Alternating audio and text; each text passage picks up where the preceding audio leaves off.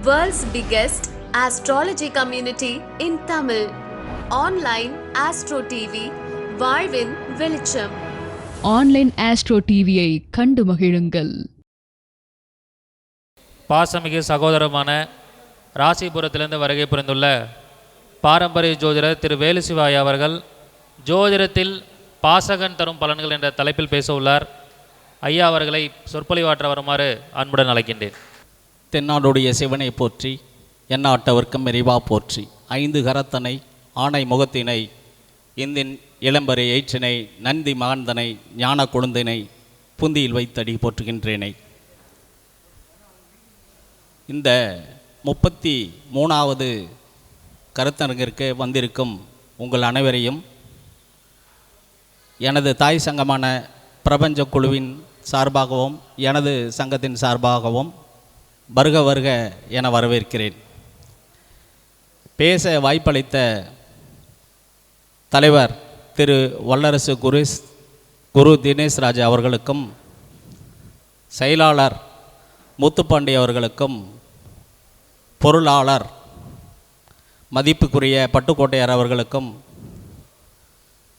துணை செயலாளர் கோவை சேர்ந்த தனபாக்கியம் அவர்களுக்கும் எனது நன்றி கலந்த வணக்கத்தை தெரிவித்துக் கொள்கின்றேன். மேலும் இந்த நிகழ்வை உலகெங்கும் பார்த்து கொண்டிருக்கும் ஆன்லைன் ஆஸ்ட்ரோ டிவி நேயர்களுக்கும் எனது வணக்கத்தை தெரிவித்துக் கொள்கின்றேன். போன மாதாந்திர கருத்தரங்குக்கும் இந்த மாதாந்திர கருத்தரங்கிற்கும் வித்தியாசம் இருக்குதுன்னு முதல்லையே சொல்லிட்டாங்க. அது கிமு, இது கிபி. ஏன் அப்படின்னா 32வது கருத்தரங்கம் அப்படின்னு பார்த்திங்கன்னா ராஜநிலையில் 32 என்பது ஒரு அதிர்ஷ்டத்தை குறிக்கக்கூடியது. 3, 2, 5 பொதுவாக எண்கணிதத்தில். அப்போ எண்கணிதத்தில் புதன் 5ங்கிறது புதனுடைய ஆதிக்கம். அப்போ 3ங்கிறது குரு, சந்திரன்கிறது 2ங்கிறது சந்திரன். அப்போ குரு சந்திரன் 2 சேர்ந்து 5 என்ற புதனை உருவாக்கியிருக்கு. இது ஜோதிடத்திலையும் அப்படி தான். அது குருவனுடைய மனைவி தாரா, அதே போல் சந்திரன், இவங்களுக்கு 2 பேர்த்துக்கும் பிறந்தவர் தான் புதன். அப்போ 33 புதனுடைய ஆதிக்கம். அப்போ நேசம் மிகுந்த ஒருவரை, தான் ஆசைப்பட்ட ஒருவரை. அடுத்தது பாருங்கள் 33 3 குரு, இன்னொரு 3 குரு. இந்த 2 குரு சேர்ந்தால் ஒரு சுக்கிரன்.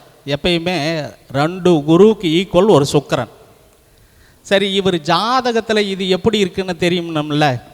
அப்போ இவர் ஜாதகத்தில் குருவும் சுக்கிரனும் ஒன்றா சேர்ந்து 2ஆம் இடத்தை பார்க்குது 10ஆம் இடத்துல இருந்து. அப்போ இந்த கிரக அமைப்பு இன்றைக்கி ஓடிக்கிட்டு இருக்கிற நட்சத்திரம் ஆண்டாள் நட்சத்திரம் பூரம். இந்த பூரம் அப்படின்னா ஆண்டாள் பகவானை அடைவதற்கு அவள் வரம், அதாவது அந்த இதை ரொம்ப நாள் காத்திருந்து தவம் பண்ணி அதை வாங்குறா.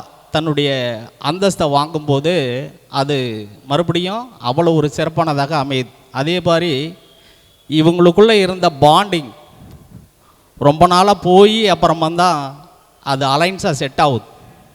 ஸோ அந்த கிரகங்கள் அந்த வாழ்க்கையில் எப்படி பயணிக்குது அப்படிங்கிறத உண்மையாக நம்ம உணரணும். அப்போ இன்றைக்கி எனக்கு கொடுத்துருக்கிற தலைப்பு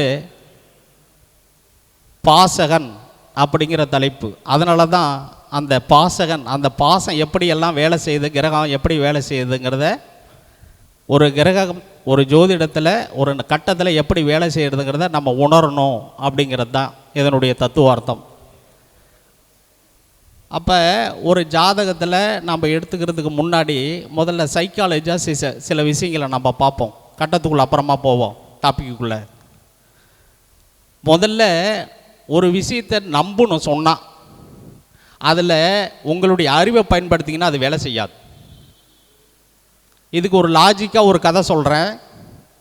நீங்கள் யோசனை பண்ணி பாருங்கள். ஒரு மலை மேலே ஒருத்தர் நடந்து போயிட்டுருக்காரு, காலு தவறி கீழே விழுறாரு. தவறி விழும்போது அவர் ஒரு மரக்கிளையை பிடிச்சிக்கிறார்.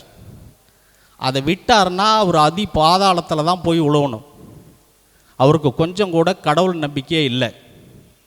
ஆனால் கடவுள் எப்படியாவது காப்பாற்ற வர நம்பிக்கையில் கடவுளை என்னை காப்பாற்று அப்படின்னு ஒரு தடவைக்கு 2 தடவை கூப்பிட்றார். 3வது தடவை கூப்பிடும்போது ஒரு அசிரியை சத்தம் கேட்குது. அந்த அசிரியை என்ன சொல்லுது அப்படின்னா, நீ தான் கடவுளை நம்பாத ஆளாச்சே, உன்னை நான் எப்படி நம்புறது அப்படின்னு கேட்குறார். இல்லை, சத்தியமாக நான் நம்புகிறேன், நீங்கள் சொல்கிறதெல்லாம் நான் கேட்குறேன் அப்படின்னு சொல்கிறார்.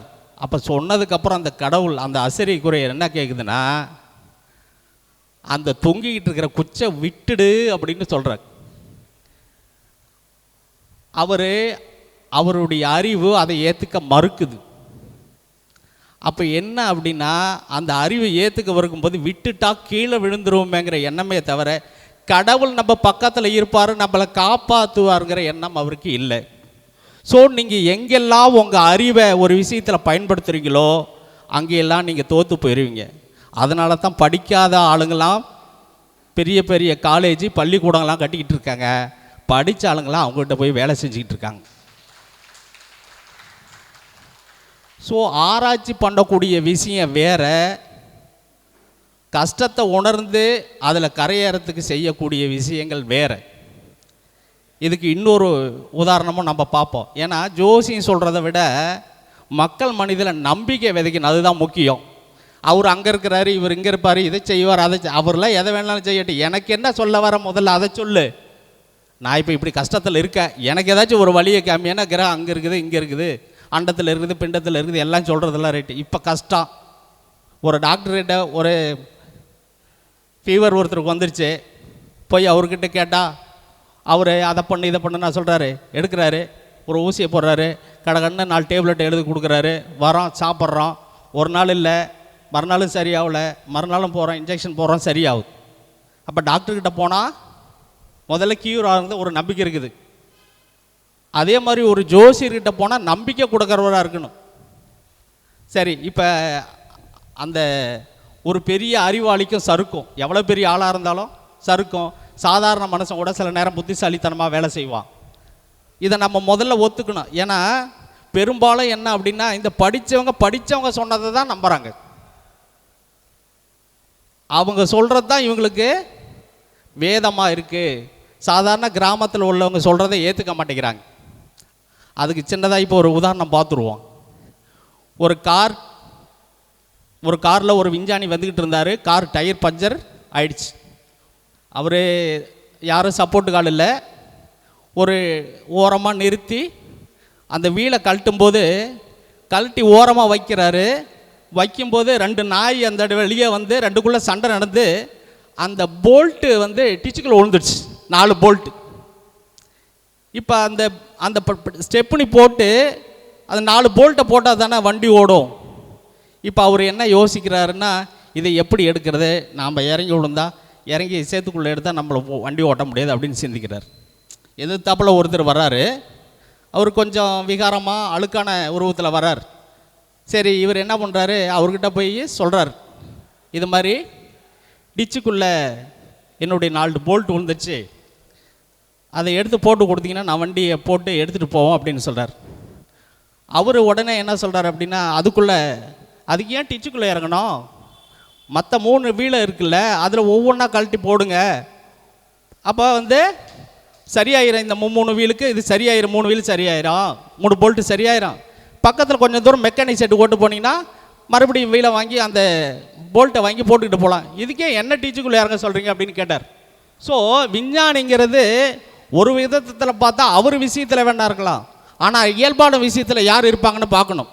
ஏன் அப்படின்னா, இது எதுக்காக சொல்கிறேன் அப்படின்னா, ஒரு குடும்பத்தில் வர மருமகள் மாமியாரோ அனுசரித்து போகணுங்கிறதுக்காக சொல்கிறேன் நான். அவங்களுக்கு தெரிகிற அனுபவம், அவங்க வாழ்ந்த வாழ்க்கையினுடைய தன்மை, அவங்களுடைய இருப்படம், இவங்களெல்லாம் வந்த மருமகளுக்கு சரியாக தெரியாது. ஸோ இணங்கி போங்க, அட்ஜஸ்ட் ஆகி போங்க, அதனால் 1000 புண்ணியம் உங்களுக்கு கிடைக்கும் அப்படிங்கிறது தான். ஸோ ஒருத்தருக்கு தெரிகிறது இன்னொருத்தருக்கு தெரியணும்னு அவசியம் இல்லை. ஒரு விஷயத்தில் ஒருத்தர் பெரிய ஆளாக இருக்கலாம், அதே சமயத்தில் நான் பெரிய ஆளாக இருக்கிறேன்னு சொல்லி எல்லார்த்தையும் வந்து சின்ன ஆளுன்னு எடை போட்டுறக்கூடாது. அவங்கவுங்களுக்கு ஒரு நாலேஜ் இருக்கும். அப்போ பார்த்தா சக மனுஷனாக மதிக்கணும். உருவத்தையோ தோற்றத்தையோ பொருளாதாரத்தையோ வைத்து யாரையும் எடை போடக்கூடாது. அப்போ நம்ம மனநிலை சரியில்லைன்னு அர்த்தம். முதல்ல நாம் தான் சைக்காலஜிஸ்ட்டை போய் பார்க்கணும். கிரகத்தை ரெண்டாவதாக பார்ப்போம். மனநிலை சரியாக இருந்தால் கிரகம் சரியாக வேலை செய்யும். அது வேலை செய்கிறத நம்மளால் உணர முடியும். உணர முடிஞ்சால் அதுக்கு தகுந்த மாதிரி நம்மளை சரி பண்ணிக்க முடியும். இப்படித்தான் மனிதனுடைய மனநிலை இன்றைக்கி இருந்துக்கிட்டு இருக்குது. எல்லாத்தையும் செய்கிறதுக்கு அப்புறம் செஞ்சுட்டு உடனே ஜோசியர்கிட்ட வந்து எனக்கு 30 லட்ச ரூபா கடை இருக்குது நான் அடைச்சிருவேனான்னு கேட்டால், வாங்கும்போது ஜோசியர்கிட்ட சொல்லியா வாங்கினீங்க? ஜோசியர் எப்படி அடைச்சி கொடுப்பாரு? அப்போ கிரகம் முதல்ல உங்களுக்கு என்ன வேலை செய்யுதுன்னு பார்க்கணும். கல்யாணம் முடிஞ்சு பொறுத்த 100 ரூபாய்க்கு பார்த்துட்டு டைவர்ஸ் ஆனதுக்கப்புறம் எனக்கு 2வது கல்யாணம் நடக்குமானா, கல்யாணம் ஏன் சரியில்லைங்கிறதுக்கு நீங்களே உங்களுக்கு ஒரு மனசாட்சியாக நீங்களே யோசனை பண்ணி பார்க்கணும். நான் கடந்து வந்த பாதையில் என்னெல்லாம் செஞ்சுருக்கேன், நான் சரியான முறையில் நடந்திருக்கேனா, என் மேலே தப்பு இருக்கா அப்படிங்கிறத உணர்ந்து பார்க்கணும். அதுக்கப்புறம் நீங்கள் 2வது கல்யாணம் பண்ணணும். உங்கள் மனநிலையே சரியில்லாத போது நீங்கள் 2வது கல்யாணம் மட்டும் என்ன பண்ண போகிறீங்க? அதே போல் சிலருக்கு தார தோஷம் அப்படின்னு சில ஜோசியர்கள் சொல்லுவாங்க. அதாவது ஒரு சிலருக்கு எப்படி இருக்குன்னா, அவங்களுக்கு வந்து முதல் தாரம், அதாவது ஃபஸ்ட்டு கல்யாணம் அவளுக்கு சிறப்பாக இருக்காது அப்படின்னு சொல்லுவாங்க ஒரு சிலருக்கு.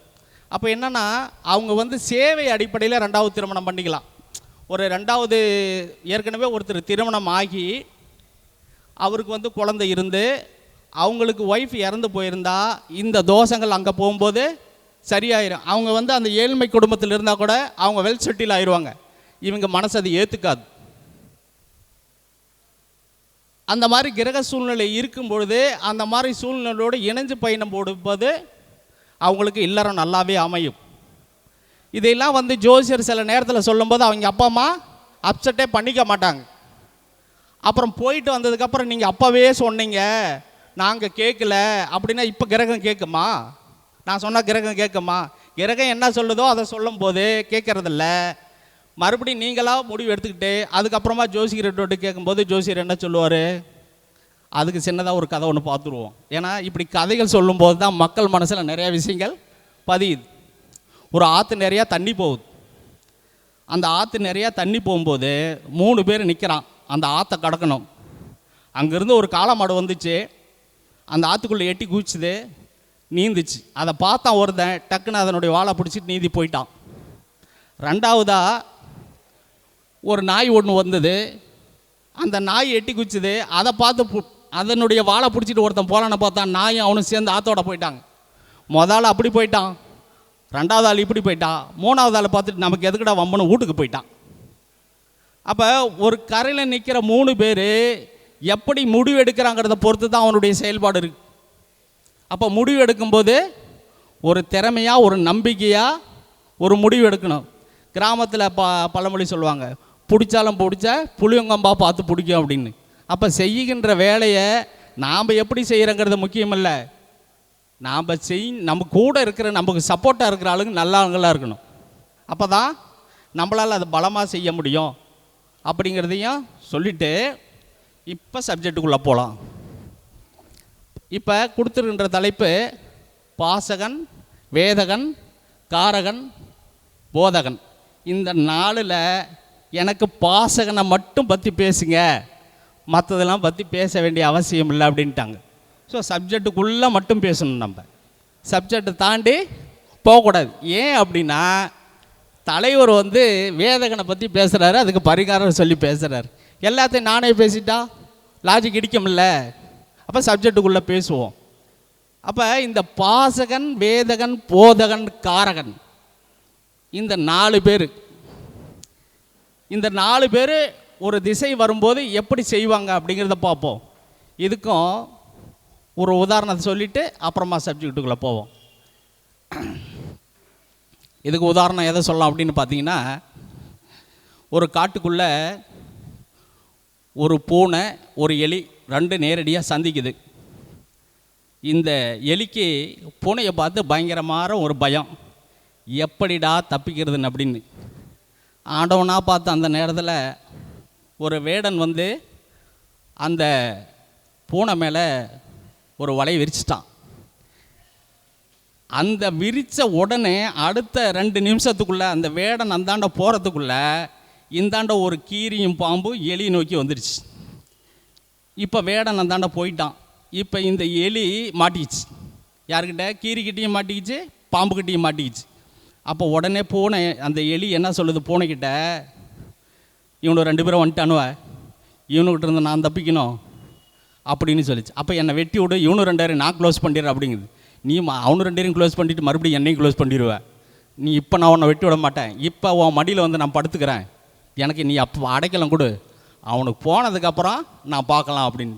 சரின்ட்டு இந்த எலி வந்து பூனையினுடைய மடியில் போய் உக்காந்துக்கிச்சு. அப்போ இந்த கீரியும் பாம்பும் போயிடுச்சு. ஸோ இப்போ இந்த எலி தனியாக வந்துடுச்சு. இப்போ கேட்குது, நீ என்னை வெட்டி விடு அப்படின்னு பூனை கேட்குது. எப்போ வெட்டி விட்டா நீ என்னை கடிச்சிருவ, சரியான நேரம் வரட்டும், நான் இங்கே உனக்காக வெயிட் பண்ணுறேன் அப்படின்னு. அந்த வேடன் கிட்ட வர நேரம் பார்த்து அது கரெக்டாக அந்த பல்லலை கட் பண்ணி விடுது. பூனை ஓடிடுச்சு. கொஞ்ச நேரம் அப்புறம் பூனை ஓடுனதுனால வேடன் போயிட்டான். அப்புறமா வந்து இந்த பூனை வந்து இப்போ நாம் 2 பேரும் இனிமேல் சமரசம் ஆயிடலாம், நாம் 2 பேரும் நண்பர்கள் அப்படின்னு. இந்த பருப்பில் இங்கே வேவாது, நீ எப்போவுமே எனக்கு எதிரி, எப்போ என்ன வேலை செய்யணும்னு எனக்கு தெரியவே தெரியாது, அதனால் உன் வழியை நீ பாரு, என் வழியை நான் பார்க்குறேன் அப்படின்னு எலி புத்திசாலித்தனமாக அந்த பூனைக்கிட்ட வந்து தப்பிக்குது.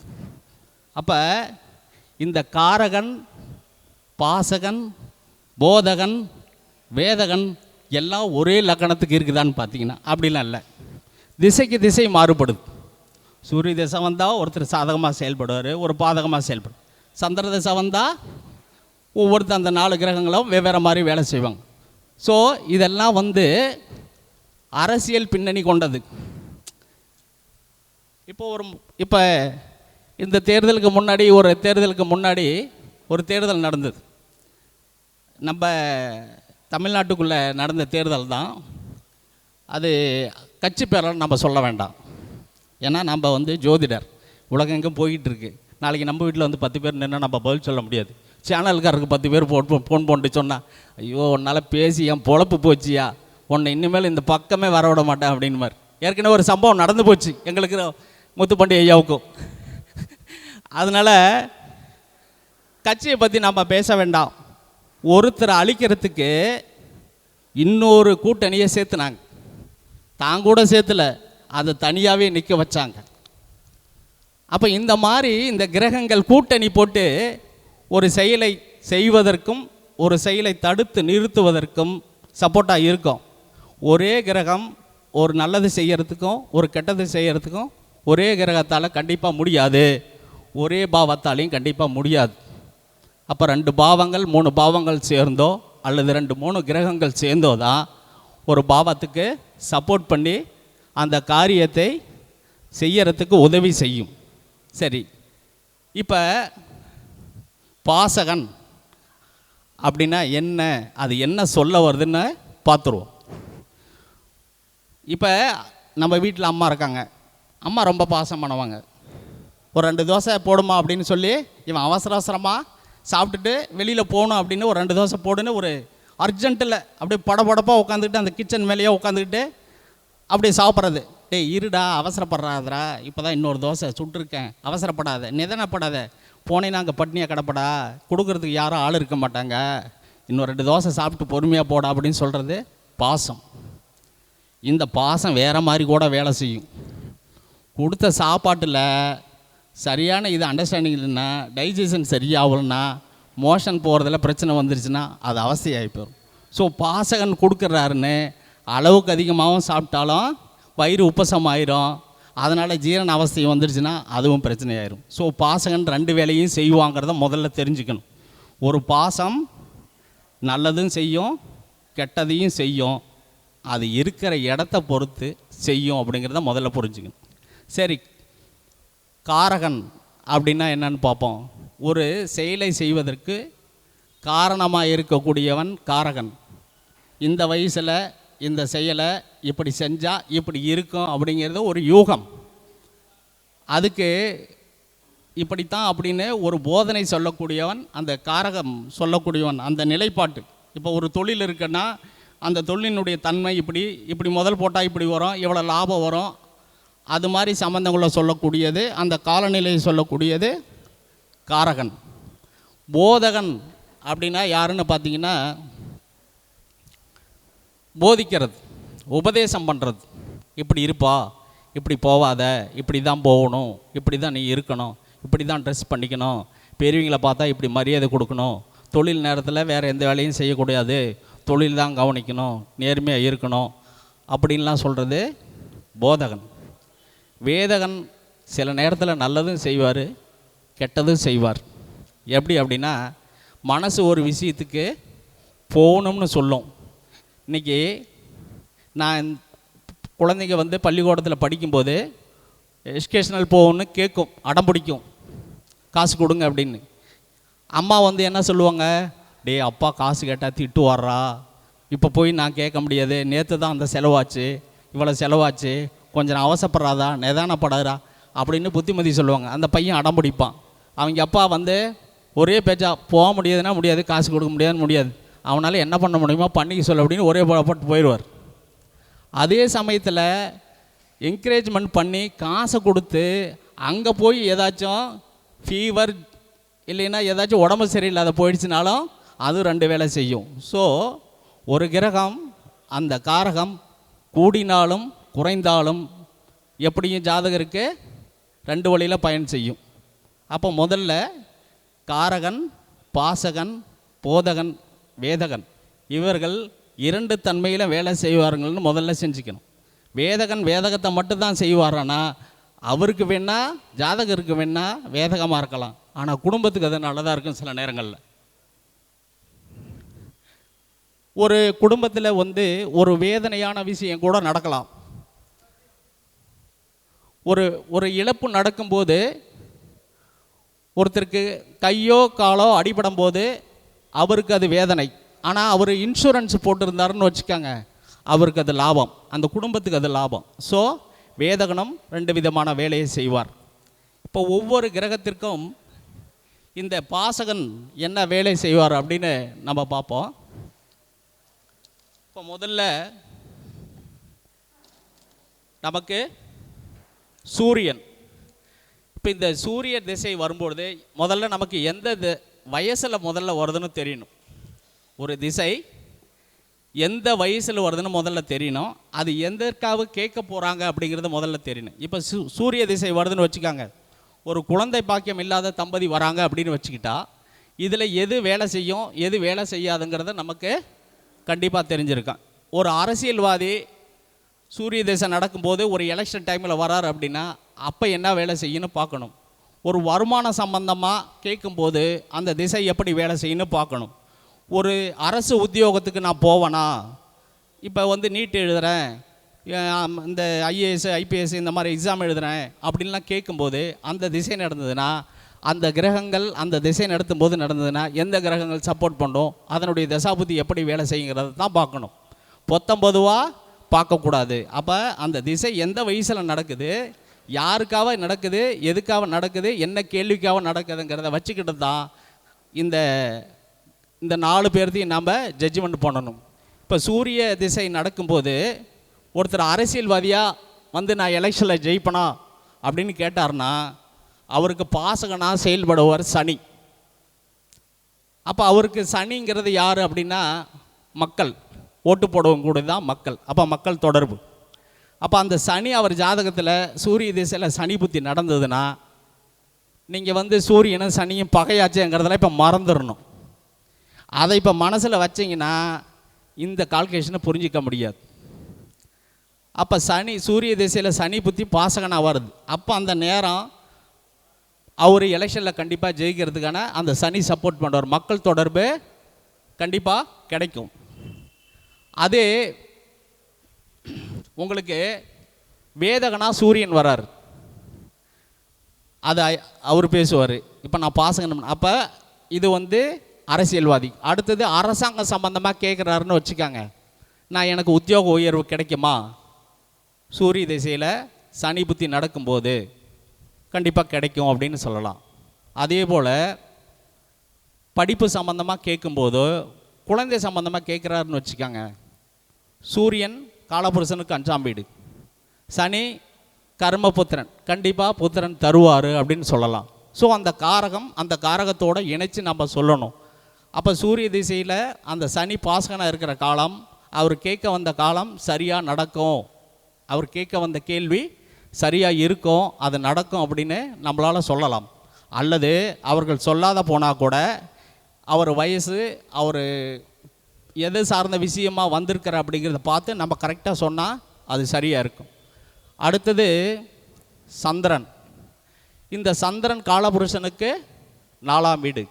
அப்போ இவர் வண்டி வாகனம் வீடு கட்டுதல் சம்பந்தமாக கேட்குறாருன்னு வச்சுக்காங்க. அப்போ சந்திர திசையில் பாசகனாக செயல்படுவார் சுக்கிரன். அப்போ அந்த சுக்கிர புத்தி உங்களுக்கு நடந்ததுன்னா, அல்லது சுக்கிரன் அந்தரன் நடந்ததுனாலும் உங்களுக்கு கண்டிப்பாக அது சப்போர்ட் பண்ணும். அப்போ அந்த வேதகனுடைய இது வரக்கூடாது, டிஸ்டர்பன்ஸ் நம்மளுக்கு வரக்கூடாது. அப்போ அந்த காலகட்டத்தில் அவர் கண்டிப்பாக வீடு கட்டுவார் அப்படின்னு சொல்லலாம். வண்டி வாகனம் வாங்கலாமான்னு கேட்டால் வாங்கலாம் அப்படின்னு சொல்லலாம். அப்போ அந்த திசைக்கும் அந்த புத்திக்கும் மேட்ச் பண்ணி பார்க்கும் பொழுது அந்த காரியங்கள் எளிதில் வெற்றிப்படும், தொந்தரவு தராது அப்படின்னு நம்ம கண்டிப்பாக சொல்லலாம். அடுத்தது செவ்வாய் திசை. ஒருத்தருக்கு செவ்வாய் திசை நடக்குது, அந்த செவ்வாய் திசைக்கு பாசகனாக வரக்கூடியவர் சூரியன். இப்போ ஒரு படிப்பு சம்பந்தமாக நான் அரசு தேர்வில் ஐஏஎஸ் ஐபிஎஸ் துறை சார்ந்த விஷயத்தில் நான் பரீட்சை எழுதியிருக்கேன், எக்ஸாம் எழுதியிருக்கேன், எனக்கு அது வாய்ப்பு கிடைக்குமா அப்படின்னா, அந்த திசையும் புத்தி வந்திருந்ததுன்னா கண்டிப்பாக உங்களுக்கு அந்த வாய்ப்புகளை அந்த பாசகன் உருவாக்கி தருவான். அதே போல் மனை சார்ந்தது, நிலம் சார்ந்த விஷயங்கள், இது மாதிரி விஷயங்களை கேட்கும் பொழுது கண்டிப்பாக அந்த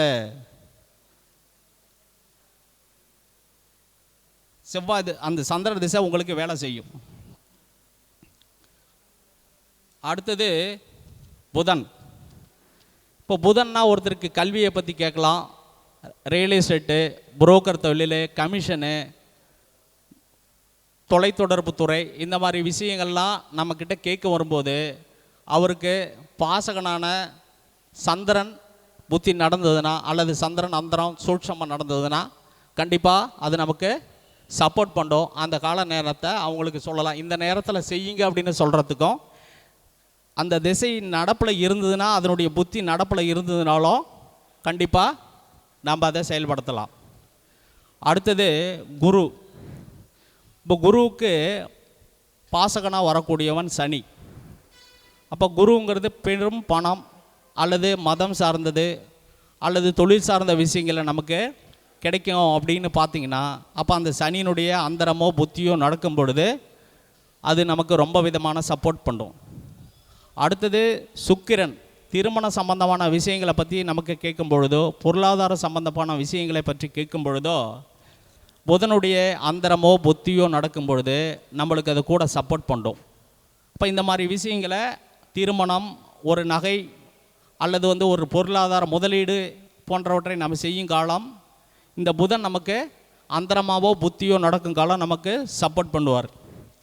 அடுத்தது சனி திசை நடக்கும் பொழுது நம்மளுக்கு பாசகனாக வரக்கூடியது யாருன்னு பார்த்தீங்கன்னா, சுக்கிர பகவான் பாசகனாக வரார். அப்போ தொழில் சார்ந்த துறை, முதலீடு, அரசியல் துறை சம்பந்தமானது போன்ற துறைகளில் இந்த சுக்கிர பகவானுடைய அந்தரமோ புத்தியோ நடந்ததுன்னா நம்மளுக்கு ஒரு நல்ல ஒரு நிலையை ஏற்படுத்தி தரும். இப்படி தான் இதை பார்க்குறோம். இதை இன்னொரு மெத்தேடில் நம்ம பார்க்கலாம், தசைக்கும் புத்திக்கும் பார்க்குறோம்.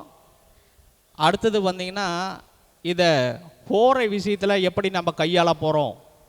இப்போ நம்மளுக்கு அந்த திசையோ புத்தியோ வரல அப்படின்னு வச்சுக்குவோம், ஆனால் அதுக்கான காரியங்கள் நமக்கு நடக்கணும் அப்படின்னா எப்படி அப்படின்னு பார்த்தீங்கன்னா, இப்போ ஓரைங்கிறது 1 மணி நேரம் நடக்கும். இப்போ இந்த ஓரையை உப ஓரையாக பிரிக்கணும். அந்த உப ஓரையும் உப ஓரையும் சேர்ந்து வர நேரத்தில் இப்போ ஞாயிற்றுக்கிழமை அப்படின்னா அடுத்தது சூரியன் ஓரைக்கு அடுத்தது என்ன ஓரை வரும்னா சுக்கிரனுடைய ஓரை வரும்.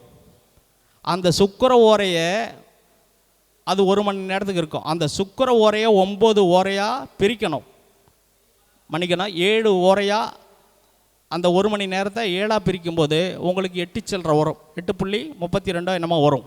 அப்போ அந்த நேரத்தில் வர ஓரையை இந்த 3ஐயும் கனெக்ட் பண்ணணும். அதாவது அந்த நாள், அந்த கிழமை, அந்த ஓரை, அந்த உப ஓரை, இது அந்த ஜாதகத்தில் உங்களுக்கு தசாபுத்தியாக வரலைனாலும் கூட இந்த ஓரையை நீங்கள் பயன்படுத்தி கண்டிப்பாக ஜெயிக்கலாம். அப்போ அந்த நாள், அந்த ஓரை, அந்த உப ஓரை, இதை 3ஐயும் நாம் கணக்கில் பிரிக்க தெரிஞ்சிருக்கணும். அது பிரிக்கிறது இன்னொரு கருத்தரங்களை நம்ம பிரிக்கிறத பற்றி நம்ம அப்புறமா பார்ப்போம். சரி, இப்போ இந்த பாசகனுடைய சப்ஜெக்ட் இப்போ பார்த்துருக்கோம். வாழ்க்கையில் எல்லாருமே எவ்வளவு கஷ்டங்கள் இருந்தாலும் ஏதாவது முன்னேறத்துக்கு சில வழிமுறைகளை கொஞ்சம் சொல்லுங்கள் அப்படின்னு சொல்லுவாங்க. இப்போ நம்ம என்ன தான் ஜாதகம் பார்க்குறோம், தசா புத்தி இருந்தாலும் அப்படியே மனுஷன் அப்படியே கடன்லையே போயிடுவோமா, மீள மாட்டோமா, அதுக்கு ஒரு நம்பிக்கை தர மாதிரி சில விஷயங்கள் நமக்கு கிடைக்கணும் இல்லையா? முதல்ல அதை தான் எதிர்பார்ப்பாங்க. சரி சார், அது ஒரு பக்கம் இருக்கட்டும், இந்த திசை இந்த புத்தி நடக்குது அதெல்லாம் ரைட்டு, நான் ஜோசியம் பார்க்க வந்துட்டேன், எதாவது ஜெயிக்கிறதுக்கு ஒரு வழியை சொல்லுங்கள் அப்படின்னு சொல்லிடுவாங்க. அப்போ அந்த வழிமுறைகள் ஒரு ஜோசியருக்கு தெரிஞ்சிருக்கணும். புத்திசாலித்தனம் ஒரு லெவலில், அதாவது வீட்டில் தூங்கியிருக்கிறவரை முதல்ல எழுப்பி கொண்டுகிட்டு வாசப்படி நிற்க வைக்கிறது ஒரு கிரகம், வாசப்படியில் நிற்க வச்சு அதை பஸ் ஸ்டாப்புக்கு கொண்டு போய் செல்கிற வரைக்கும் ஒரு கிரகம், பஸ் ஸ்டாப்பிலிருந்து ஏற்றி ஒரு கிரகம் வேலை செய்யும். அப்போ நம்மளுடைய வேலை என்னென்னா மனுஷனை முதல்ல தட்டி எழுப்பி விடணும். முதல்ல இப்படியே இருந்துக்கிட்டு இருந்தால் எப்படி அப்படிங்கிற மைண்ட் செட்டிலேருந்து மனுஷனை முதல்ல கொஞ்சம் மாற்றணும். அந்த மைண்ட் செட்டை முதல்ல மாற்றிட்டா அவங்க முதல்ல புரிஞ்சுப்பாங்க. அவங்களுக்கு புரிகிறது, நான் எதை செஞ்சாலும் தப்பாக போகுது, என்னை எதை செய்ய சொல்கிற, என்னை எங்கே போக சொல்கிற, என்னை என்ன பண்ண சொல்கிற அப்படின்னு சொல்லுவாங்க. எதையும் நீ பண்ண வேண்டாம், எதையும் ஒன்றும் செய்ய வேண்டாம், அடுத்தவங்க சொல்கிறது கேளு அப்படின்னு முதல்ல அவங்க அடுத்தவங்க சொல்கிறத கேட்குற மனநிலைக்கு அவங்க தயாராக இருக்கணும். அவங்க மனநிலையில் இருந்து அவங்க விடுபடணும்னா அடுத்தவங்க சொல்கிறத கேட்கணும். அடுத்தவங்க சொல்கிறதில் கேட்கலன்னா அவங்க மனநிலை ஒரு நாளும் சரியாகாது. சரி, அப்போ அதுக்கு அந்த மனநிலை சரியாகிறதுக்கு என்ன பண்ணலாம் அப்படின்னு பார்த்தீங்கன்னா, முதல்ல அவங்க மனசில் இருக்கிற நெகட்டிவ் தன்மை போகணும். அதுக்கு நெகட்டிவ் தன்மையை அதிகமாக போக்கக்கூடியது எதுன்னு பார்த்தீங்கன்னா, இருக்கிறதுலே ஆலமரம் ரொம்ப சிறப்பானது. ஏன் ஆலமரத்தை சொல்கிறேன் அப்படின்னா, கிராமப்புறங்களில் இந்த ஆடு மாடுகளினுடைய நச்சு கொடிகள் ஈன்றதுக்கு பின்னாடி வரக்கூடிய நச்சு கொடிகளை நல்லா ஒரு காகித சாக்கில் போட்டு நல்லா சுற்றி அந்த ஆலமரத்தில் கொண்டு போய் கட்டி விட்ருவாங்க. அது மண்ணில் புதைச்சாலே அந்த மண் கெட்டு போயிடும்.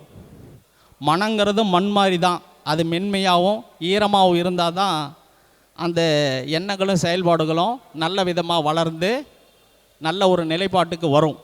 அந்த மண் இறுகி போயோ அல்லது வெடித்து போயிருந்தோ அல்லது நசிப்புத்தன்மையிலையோ நச்சுத்தன்மையிலையோ இருந்ததுன்னா அந்த மனசிலிருந்து வர்ற எண்ணங்களும் செயல்பாடுகளும் நல்ல எண்ணங்களும் நல்ல செயல்பாடுகளும் கண்டிப்பாக வராது. அப்போ கொஞ்ச நாள் அவங்க ஒரு அரை மணி நேரம் டெய்லி அந்த ஆலமரத்து அடியில் போய் சுக்கர ஓரையில் போய் அங்கே உக்காந்துருக்கணும்.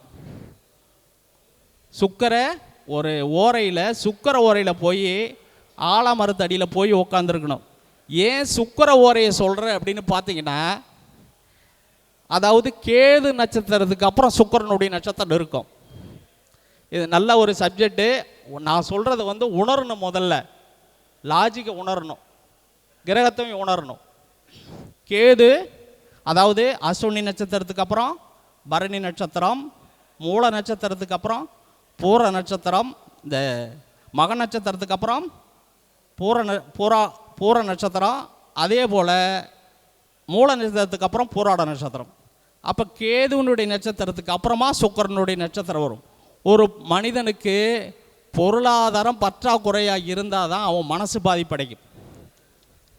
ஆலமரத்தில் பார்த்தீங்கன்னா எல்லாத்துக்குமே வேறு கீழே தான் இருக்கும். வேறு எல்லா மரத்துக்கும் கீழே தான் இருக்கும். ஆனால் ஆலமரத்துக்கு மட்டும் வேறு மேலே இருந்து கீழே வரும்.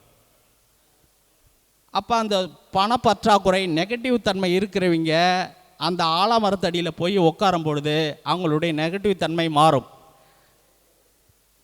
பழங்காலத்தெல்லாம் வந்து ஒரு பஞ்சாயத்து வந்து நடக்குதுன்னா ஆலமரத்தடியில் தான் நடக்கும். அந்த ஆலமரத்தடியில் நடக்கிற பஞ்சாயத்து சுமூகமான பிரச்சனையில் முடிஞ்சிடும். ஒருத்தர் சொன்னால் ஒருத்தர் கேட்பாங்க, ஒத்துப்பாங்க. அதில் பிரச்சனை வந்ததாக இது வரைக்கும் கிடையாது. ஸோ ஆலமரம் ஒரு பிரச்சனையை முடிவுக்கு கொண்டு வருவதில் வல்லமை படைத்தது. இன்னொன்று என்ன சொல்கிறேன் அப்படின்னா, இந்த ஆலமரத்திற்கும் சீதாதேவி வந்து ராமரனுடைய தந்தைக்கு அந்த திதி கொடுக்குற சமயத்தில் திதி கொடுத்ததை மற்ற 3 பேரும் சொல்லலை. ஆலமரம் மட்டும்தான் சீதாதேவி திதி கொடுத்தா அப்படின்னு சொல்லுவாள். அப்போ சீதையினுடைய நட்சத்திரம் மக நட்சத்திரம், பூமிக்காரகன். அப்போ அந்த பூமிக்காரகன் நல்லா இருக்கும் அப்படின்னா மண் நல்லா இருக்கணும். அப்போ மனசு நல்லா இருக்கணும். ஏன்னா காலபுருஷனுக்கு 5ஆம் இடம், மனசு புத்தி எல்லாம் சொல்லக்கூடியது 5ஆம் இடம். அதனால தான் மனசு நல்லா இருந்தால் எல்லாம் நல்லாயிருக்கும். அதனால் அந்த ஆலமரத்தடியில் சுக்கிர ஓரையில் போய் ஒரு அரை மணி நேரம் உட்காந்துருந்து வந்தாங்கன்னா அவங்களுடைய நெகட்டிவ் தன்மைகள்லாம் குறைஞ்சி பாசிட்டிவ் தன்மைகள் அதிகமாக வளரும். இதை நானே உணர்ந்திருக்கேன். இதுக்கு ஒரு உதாரணமாக ஒரு வழியாக வர கதைகள் ஒன்று இருக்குது. ஒரு கருத்தம்மா அப்படின்னு ஒரு அம்மா, ராமசாமின்னு ஒரு கணவர், ஒரு கருத்தம்மான ஒரு மனைவி. இந்த ஆள் எந்த வேலையும் செய்யறதில்ல. 24 மணி நேரம் தூங்குறது தவிர வேறு ஒன்றும் வேலை செய்யறதில்ல, வேறு வேலைக்கும் போகிறதில்ல. அவ்வளோ ஒரு லேசினஸ். அப்படி ஒரு நாள் அந்த அம்மா அடுப்பில் சோத்தை வச்சுட்டு கடை வரைக்கும் போய் மளிகை ஜாமான் வாங்கிட்டு வரேன், அந்த சோத்தை வடித்து பத்திரமா இறக்கி வையா அப்படின்னு சொல்லிட்டு போகிறா. அப்படி சொல்லிட்டு போகும்போது அந்த ஆள் அதையும் கேட்கல, அந்த சோறு எல்லாம் வந்து தீஞ்சு போச்சு. அப்போ என்னையா மனுஷன் இதை கூட கேட்க மாட்டேங்கிறே அப்படின்னு சொல்லி சண்டை போடும்போது அவர் என்ன சொல்கிறார் அப்படின்னா, நான் வந்து 1000 பேர்த்த கொண்டு இருக்கேன், நான் சும்மா உக்காந்துருந்தேன் அப்படின்னு சொல்கிறார். இன்னியா 1000 பேர்த்த கொண்டு இருக்கிற நீ அப்படின்னு சொல்கிற, இனியா வீட்டுக்குள்ள உட்காந்துக்கிட்டு நீ எப்படி 1000 பேர்த்த கொண்டு இருக்கு, இங்கே பாரு இத்தனை பேர்த்த கொண்டு இருக்கேன் அப்படின்னு. இதை வந்து பக்கத்து வீட்டு மரமாக காது கொடுத்து கேட்டுருக்கு, என்ன ஒரு ஆள் 1000 பேர்த்த கொண்டு இருக்கிறான் அப்படின்னு. இந்த செய்தி அப்படியே கிராமத்துக்குள்ளே லைட்டாக பரவ ஆரம்பிக்குது. அப்படியே கொஞ்சம் கொஞ்சமாக பரவி ராஜா காதுக்கு போயிடுச்சு. 1000 பேர்த்து கொண்டாலும் ஒருத்தர் வீட்டில் இருக்கானா, 100 பேர்த்த கொண்டாலும் ஒருத்தர் ஊருக்கு நம்ம நாட்டில் இருக்கானா, அவனை வர சொல்லு முதல்ல பார்ப்போம் அப்படின்னு ராஜா முதல்ல இவனை கூட்டிகிட்டு போகிறார். என்னையா நம்ம இப்படி சொல்லிட்டோமே, ராஜா கிட்ட இப்படி சொன்னால் இப்போ பொய்யா போயிருமே, என்ன பண்ணுறது அப்படின்னு. நீ 100 பேர்த்த கொன்னியா அப்படின்னு கேட்குறாரு. நான் கொன்னது உண்மை தான் அப்படிங்கிறான் இவன், ஏதோ சொல்லிட்டான். சரி ரைட்டு. ராஜா என்ன பண்ணிட்டார், அந்த ஊரில் இரவு திருடர்கள் அதிகம், அந்த காலத்தில் வந்து திருடர்கள்லாம் அதிகம். சரி, அது ஒரு திருடர் குரூப்பை வந்து நீ கொன்னே ஆகணும் இத்தனை நாளுக்குள்ள அப்படின்னு சொல்லிடுறார். இவனுக்கு சரின்ட்டு வந்துடுறான். வந்துட்டு ஒரு குதிரை ஒன்று கொடுத்துட்றாரு ராஜா. குதிரை மேலே வந்தான், இந்த மாதிரி சொல்லிட்டாங்க, நீ உங்கள் அம்மா வீட்டுக்கு போயிரு, நான் இங்கே இருந்தேனே என்னை வெட்டி பழி கொடுத்துருவாங்க, சிறைச்சேதம் பண்ணிடுவாங்க, ஏதோ ஒன்று பண்ணிடுவாங்க, என்னால் இங்கே இருக்க முடியாது அப்படின்னு சொல்கிறேன். சரி, இந்த அம்மாவை என்ன பண்ணிச்சு, அடுத்த நாட்டுக்கு போகணுமில்ல, அது வரைக்கும் உணவுக்கு வேணுமில்லன்ட்டு இந்த பலகாரம் அது இதுன்னெலாம் கொஞ்சம் செஞ்சு உணவுக்குலாம் செஞ்சு இந்த அம்மா கொடுத்து, சரி நீ போ அப்படின்னு சொல்லி இவன் அப்படியே குதிரையில் வந்தான். ஒரு இரவு நேரம் ஆயிடுச்சு, வெளியில் எங்கேயும் போக முடியாது அப்படின்னு சொல்லிட்டு இவன் போகும்போது, நீ நம்ம ராஜா கிட்ட தப்பிக்க முடியாது, எல்லாம் கடந்தோம்னா அங்கே காவலாளி நம்மளை கண்டிப்பாக வந்து ஏதோ ஒன்று பண்ணிடுவாங்க அப்படின்னு சொல்லி தற்கொலை பண்ணிக்கிறதான்னு முடிவு பண்ணிடுறான். சரின்ட்டு கொஞ்சோண்டு விஷப்பாட்டிலையும் கொஞ்சோண்டு எடுத்துகிட்டு போய் அந்த பலகாரத்தெல்லாம் அது மேலேயே ஊற்றி அந்த விஷத்தை பலகாரத்து மேலையெல்லாம் ஊற்றி வச்சுட்டு, சரி சாவத்தான் போகிறான், கொஞ்சம் நிம்மதியாக தூங்கிவிட்டு சாவலாமே அப்படிங்கிற ஒரு எண்ணம் அவனுக்கு வந்துடுச்சு. அப்பையும் தான் செஞ்சுக்கிட்டு இருக்கிற எண்ணம் தான் மறுபடியும் அவனுக்கு தோணுது. சாப்பிட்றதுன்னு முடிவு பண்ணிட்டோம், கொஞ்சம் நேரம் நல்லா நிம்மதியாக தூங்கிட்டு அப்புறமா சாப்பிட்டுட்டு செத்துருவோம். எண்ணம் செத்துட்டா மறுபடியும் நிம்மதியாக தூங்கிட்டு இருக்கலாம்ல, அது என்ன தூங்கி விட்டு மறுபடியும் சாவது, அந்த இடத்துக்கு போனதே அந்த எண்ணம் மாறுது. சரின்ட்டு இவர் அப்படியே படுத்து தூங்கிடுறார். அந்த இரவில் அந்த வழியாக போகிற திருடர்கள் அவனை வந்து யாரும் இங்கே ஒருத்த குதிரையோட உக்காந்துருக்க என்னென்னு வாட்ச் பண்ணுவான். அந்த பலகாரத்தினுடைய அந்த வாசனை அவனுக்கு பசியை தூண்டிடுச்சு ஒரு விதமாக. சரி பலகாரம் தான் வச்சுருக்காங்க அப்படின்னு அவனை எடுத்து சாப்பிட்டாங்க. சாப்பிட்டது எல்லாம் ஒரு எந்திரிச்சு போகல, சாப்பிட்டு தண்ணி கிண்ணி குடிச்சிட்டு இலப்பாரிட்டு போகலாங்கிறதுக்குள்ளே எல்லாம் ஒவ்வொருத்தனா அப்படி மன்னிச்சிட்டானு.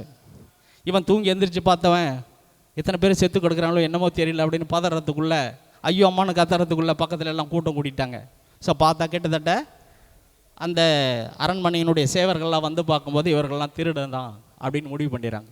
ஸோ ஒரு பொய்யை சொல்லியிருந்தாலும் கூட அது மெய்யாக ஆக்கக்கூடியது, ஆலமரத்துக்கான பவர் உண்டு அப்படிங்கிறத நம்ம புரிஞ்சுக்கணும். அதனால் மனம் சார்ந்த விஷயங்களில் நெகட்டிவ் தன்மை இருக்கிறவங்க ஆலமரத்தை அணுகலாம், அவங்களோட பேசலாம். கண்டிப்பாக பேசுங்க, உங்கள் குறைகள் நிவற்றப்படும்.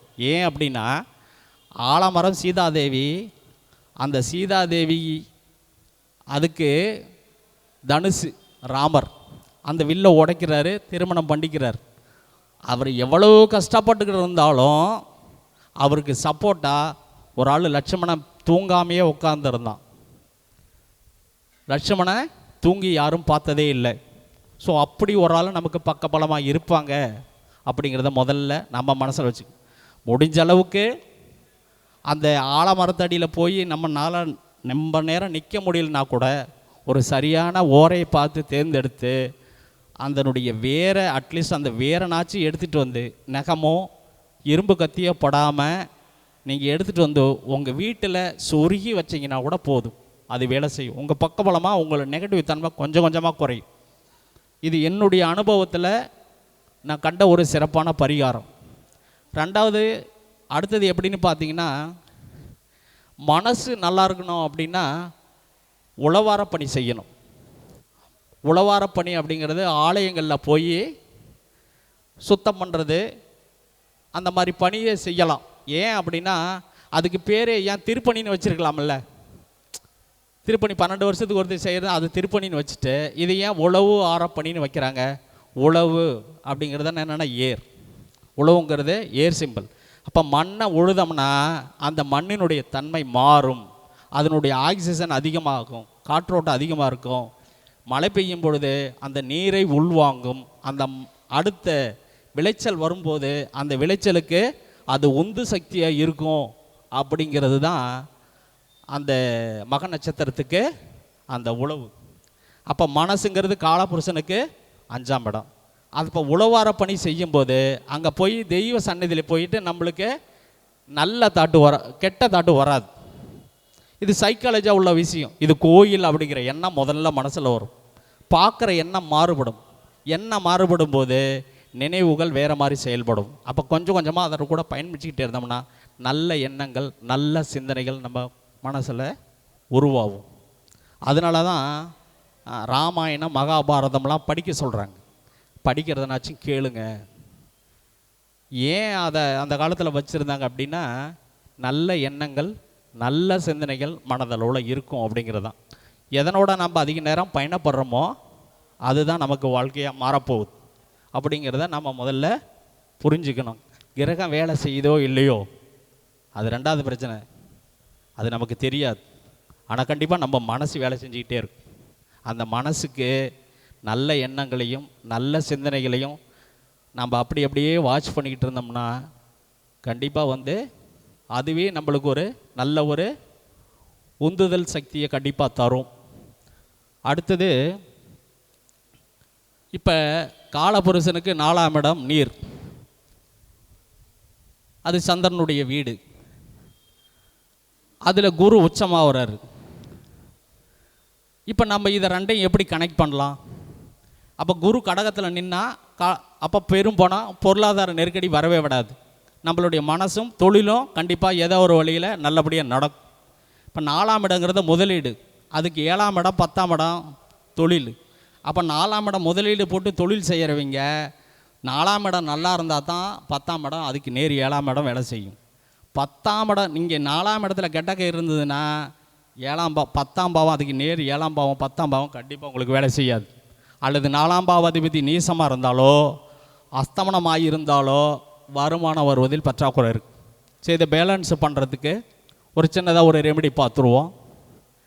இந்த டேங்கில் மஞ்சள் கலர் டேங்க் இருக்குல்ல, இந்த மஞ்சள் கலர் டேங்கை வாங்கி வீட்டில் வைங்க. முதல்ல ஒரு 500 லிட்டரோ ஒரு 1000 லிட்டரோ அதில் தண்ணியை ஊற்றி வைங்க. அந்த தண்ணியை அப்பைக்கப்போ பயன்படுத்திக்கிட்டு இருங்க. தண்ணியை ஊற்றி வச்சுட்டோம், பரிகாரத்துக்காக தண்ணி ஊற்றி வச்சுட்டோன்னா அப்படியே இருக்கக்கூடாது. தண்ணி மாறிக்கிட்டே இருக்கணும், ஏன்னா அது ஓடுகின்ற நீர்.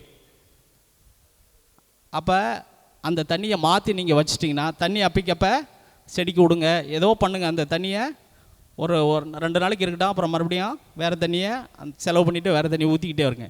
இப்படி மாற்றிக்கிட்டே இருந்தீங்கன்னா உங்களுக்கு கண்டிப்பாக வந்து பணப்பற்றாக்குறை வராது. சரி, இப்போ இன்னொரு பணத்துக்கு பற்றாக்குறை பார்ப்போம், அதை நிவர்த்தி பண்ணுறதுக்கு. இந்த 786ங்கிற நம்பரை எல்லாரும் யூஸ் பண்ணுவாங்க. இந்த 786 எல்லாருமே யூஸ் பண்ணுவாங்க. அதில் சின்னதாக ஒரு லாஜிக் நம்மளை பார்ப்போம். 786ங்கிறது அது அவங்க முஸ்லீம் வச்சுருக்கிறனுடைய நம்பரு, அதுக்குள்ளே நம்ம போக வேண்டாம். வச்சுருக்கிற நம்பர் அதை மட்டும் நம்ம ஃபாலோ பண்ணுவோம். அப்போ அந்த எல்லாருமே வந்து அந்த 786 இருந்தது நம்மளுக்கு எல்லாமே பிரம்மாண்டமாக இருக்கும் அப்படின்னு எல்லாருமே வச்சுருப்பாங்க. எப்படி வச்சுருப்பாங்கன்னா, ஒத்த நோட்டாக வச்சுருப்பாங்க, இல்லைன்னா 50 ரூபா நோட்டாக வச்சுருப்பாங்க, இல்லைன்னா 200 ரூபா நோட்டாக வச்சுருப்பாங்க, இல்லைன்னா ஒரு 10 ரூபா 20 ரூபா நோட்டாக வச்சுருப்பாங்க. அப்போ சதைங்கிறது மட்டும்தான் 100, சதைங்கிறது மட்டும்தான் 100. அப்போ 100 ரூபா நோட்டை 100 நோட்டு வச்சுருக்கணும். அது எப்படி நோட்டு கட்டு இருக்குது அப்படின்னு பார்த்தீங்கன்னா 700லேருந்து 800க்குள்ளே இருக்கணும். இந்த 800லேருந்து 800க்குள்ளே இருக்கணும். அப்படி ஒரு புது நோட்டை சீரியல் நம்பரோடு வாங்கி பேண்டேஜ் போட்டு உங்கள் வீட்டுக்குள்ளே வைங்க. கண்டிப்பாக பொருளாதார பற்றாக்குறை வராது. ஏன் அப்படின்னா, காலபுருஷனுக்கு 11ஆம் வீடு சனியினுடைய வீடு, அங்கே ராகுவுடைய நட்சத்திரம். அந்த ராகுடைய நட்சத்திரத்துக்கு யார் 2 பேர் இருக்கா அப்படின்னு பார்த்தீங்கன்னா, ஒன்று குபேரனும் அங்கே இருக்கான், யமனும் அங்கே இருக்கான். 2 பேரும் அங்கே தான் இருக்காங்க 11ஆம் வீட்டில். அப்போ நீங்கள் குபேரனை பிடிச்சிக்கிங்கன்னா பொருளாதாரத்தில் உயர்ந்துருவீங்க. குபேரனை பிடிக்கலன்னா என்ன பண்ணுவோம், கீழே சரிஞ்சு தான் போவோம். ஸோ அந்த 100ங்கிறது வேலை செய்யணும். நீங்கள் ராகுவை மட்டும் வேலை செய்ய வைக்கிறீங்க. 100% வேலை செய்யணும் அப்படிங்கிறது தான் அந்த 100 ரூபா நோட்டை 100 நோட்டாக வைக்கிறது. இதை வந்து என்னுடைய அனுபவத்தில் நான் யதார்த்தமாக கண்ட உண்மை, யாரும் எனக்கு சொல்லித்தரல. எங்கள் பொண்ணு போனஸ் வாங்கிட்டு வந்தது. எங்கள் பொண்ணு போனஸ் வாங்கிட்டு வந்தது, தீபாவளி போனஸு. அப்போ அது 100 ரூபா கட்டு, அது 700லேருந்து இருந்தது. அப்போ பார்த்தேன், இந்த நோட்டை பார்த்தேன், நம்மளுக்கு ராகதேசம் நடக்கு, எங்கள் பாப்பாவுக்கு ராகதேசம் நடக்கு. 786 இதுக்குள்ளே இருக்குது, 100 இருக்குது, இதை செலவு பண்ணக்கூடாது, கொஞ்ச நாள் வச்சு பார்ப்போம் அப்படின்னு அதை அலமாரியில் வச்சுட்டேன் நான்.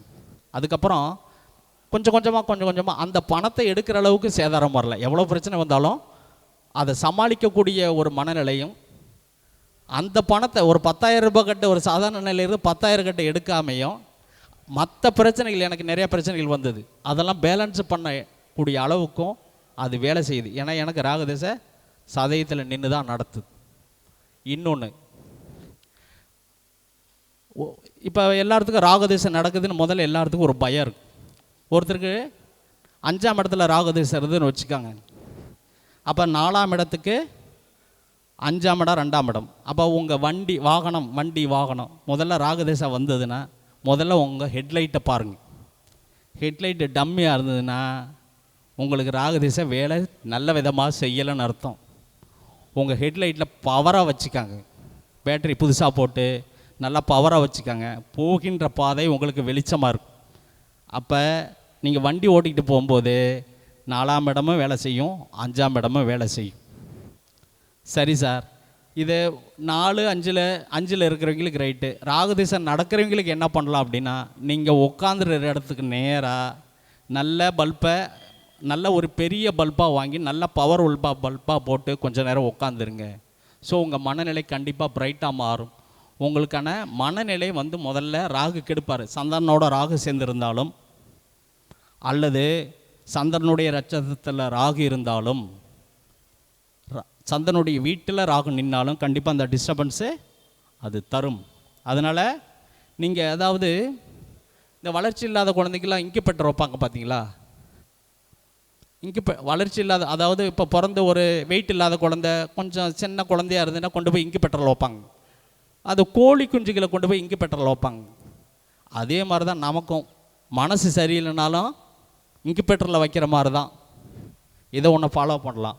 அதே போல் ராகு திசை நடக்கிறவங்க கண்டிப்பாக மசாஜ் எடுத்துக்கணும், குடலை சுத்தமாக வச்சுருக்கணும். 6 மாதத்துக்கு ஒரு தடவை செஞ்சாலும் சரி, ஒரு மசாஜு குடலை சுத்தமாக வச்சுருக்கணும். இன்னொன்று பார்த்தீங்கன்னா நீராவி குளியில் அவசியமாக எடுத்துக்கணும். இதெல்லாம் என்ன பண்ணோம் அப்படின்னா, இந்த ராகு திசை வரும்போது நெகட்டிவாக வேலை செய்யும்போது நம்மளுடைய டாக்ஸின் வெளியேறாது, உடம்புல இருக்கிற டாக்ஸின்லாம் வெளியாது, அப்படியே உள்ளுக்குள்ளேயே இருக்கும். அப்போ ஸ்கின் பிரச்சனை வர்றதுக்கு அது அதிகமான வாய்ப்புகளை ஏற்படுத்தும். சூரியனுடைய ஆற்றலை நம்ம உடம்புக்குள்ளே வரவிடாத அளவுக்கு அதை டிஸ்டர்பன் பண்ணும் ராகு திசை நடக்கும்போது. ஸோ எண்ணெய் குளியல், நீராவி குளியல், குடலை சுத்தமாக வச்சுருக்கிறது, இதெல்லாம் வந்து ராகு திசைக்கு நடப்பவங்களுக்கு ஒரு அருமையான ரெமடியாக இருக்கும் என்று கூறி, இதுவரைக்கும் எனது உரையை கேட்டுக்கொண்டிருந்த உங்கள் அனைவருக்கும் என்னுடைய நன்றிகளை, அந்த வணக்கத்தையும் தெரிவித்துக்கொண்டு, இந்த வாய்ப்பை எனக்கு நல்ல விதமாக கொடுத்த பிரபஞ்ச குழுவினுடைய தலைவர் மதிப்புக்குரிய தினேஷ் ராஜா அவர்களுக்கும் எனது நன்றியை தெரிவித்துக் கொள்கின்றேன். இடையில் இன்னொரு தகவலையும் சொல்கிறேன், சொல்லிவிட்டு அப்புறம் என்னுடைய ஃபோன் நம்பரை சொல்கிறேன். ஒரு பத்திரிகை நிருபர் வந்து பில்கோட்ஸை போய் கேட்குறார், நீங்கள் எப்படி குறுகிய காலத்தில் எல்லாரும் மனதில் நிற்கிற அளவுக்கு எப்படி உயர்ந்துட்டீங்க அப்படின்னு கேட்குறார் இந்த பத்திரிகை நிருபர். உடனே பில்கேட்ஸ் என்ன பண்ணுறார் அப்படின்னா, உடனே ஒரு செக்கை, பிளாங்க் செக்கை கிழித்து அவர் பத்திரிகை நிருபர்கள் கையில் கொடுத்து, இதில் நீங்கள் எவ்வளோ வேணாலும் ஃபில் பண்ணிக்கோங்க அப்படின்னு சொல்கிறார். அதுக்கு அந்த பத்திரிகை நிருபர் என்ன சொல்கிறார் அப்படின்னா, சார், நான் கேட்ட கேள்விக்கு எனக்கு பணம் வேண்டாம், நான் கேட்ட கேள்விக்கு மட்டும் பதில் சொன்னால் போதும் அப்படின்னு சொன்னாராம். அதுக்கு பில்கேட்ஸ் என்ன சொன்னார்னா, நானாக இருந்தேன்னா அதில் எவ்வளோ ஃபில்லப் பண்ணணுமோ அவ்வளோ ஃபில்லப் பண்ணியிருப்பேன் அப்படின்னு சொன்னாராம். ஸோ வாய்ப்பு யாருக்கெல்லாம் கிடைக்குதோ அதை சரியான முறையில் பயன்படுத்தினா கண்டிப்பாக அவங்க ஜெயிப்பாங்கிறதுல எந்த மாற்றமும் கிடையாது. இந்த தகவலை படித்ததுக்கப்புறம் நான் நைட்டு 12 மணி வரைக்கும் படிச்சுக்கிட்டு இருக்கேன். நான் எங்கே வாய்ப்பு கிடைக்கும் அந்த வாய்ப்பை எப்படியெல்லாம் பயன்படுத்தணும் அப்படின்னு மனசில் நிற்க மாட்டேங்குது. பல்வேறு பிரச்சனைக்கு நடுமத்தில் சில விஷயங்களை படிக்கிறோம், மறந்துடுது. அப்போ வாய்ப்புகள் அவ்வளவு ஈஸியாக கிடைக்காது. அந்த வாய்ப்பு நமக்கு கிடைக்கும் போதெல்லாம் பயன்படுத்தணும் என்று கூறி, என்னுடைய அலைபேசி எண், வாட்ஸ்அப் எண் ரெண்டுமே ஒன்று தான், 95 85 32 80 32 என்று கூறி, வாழ்க வளமுடன், வாழ்க வையகம். நன்றி, வணக்கம். ராசிபுரத்திலிருந்து வருகை புரிந்து நம்முடைய பிரபஞ்ச குழு அறக்கட்டளைக்காக அருமையான சொற்பொழிவை வழங்கிய திரு வேலுசிவாயா அவர்களுக்கு நம்முடைய பொருளாளர் முருகானந்தை அவர்கள் பொன்னாடை போற்றி கௌரவிப்பார்.